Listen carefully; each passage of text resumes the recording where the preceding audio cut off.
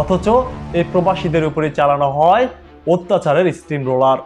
নিজের মা বাবা ভাই বোন স্ত্রী ছেড়ে প্রবাসে গিয়ে সেই দেশে টাকা ইনকাম করে দেশে পাঠান।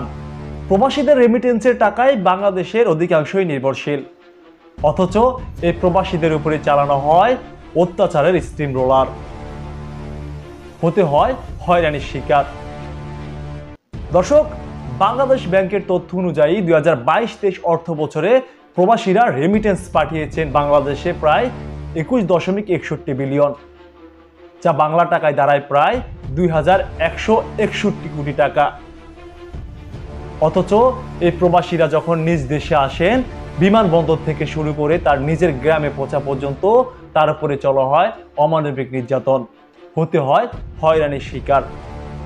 চলুন দর্শক, এবার আপনাদেরকে একটি জেলার সাথে পরিচয় করিয়ে দেই, ভোলা জেলা।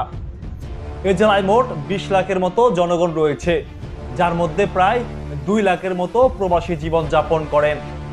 দর্শক, এই ভোলা জেলার মানুষ যখন প্রবাস থেকে তাদের নিজ ভূমিতে যান, তখন তাদেরকে যেতে হয় এয়ারপোর্ট থেকে সদরঘাট, আর সদরঘাট থেকে কেউ বা বেতুয়া, কেউ বা লালমোহন, কেউ বা ভোলা তাদের নিজ ভূমিতে যান, তাদেরকে যেতে হয় লঞ্চ যোগে।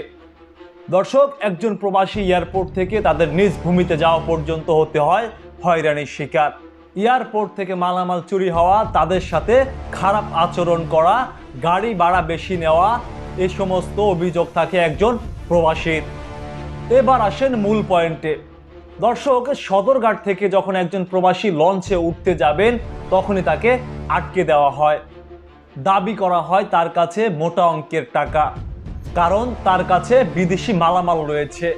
একজন প্রবাসী যখন তার নিজের গ্রামে আসবেন, তার পরিবারের জন্য সামান্য কিছু আনবে না? প্রশ্ন আপনাদের কাছে। এখানেই শেষ নয় দর্শক, যখন তাদের নিজ ভূমিতে যাওয়ার পর লঞ্চ থেকে নামতে যাবেন, তখনও চাওয়া হয় মোটা অঙ্কের টাকা। টাকা ছাড়া তারা লঞ্চ থেকে নামতে পারেন না। হাইরে সোনার বাংলাদেশ! প্রবাসীদের উপর এই সমস্ত হয়রানির অভিযোগ আজ থেকে নয় দর্শক, আরো অনেক আগ থেকেই হয়ে আসছে।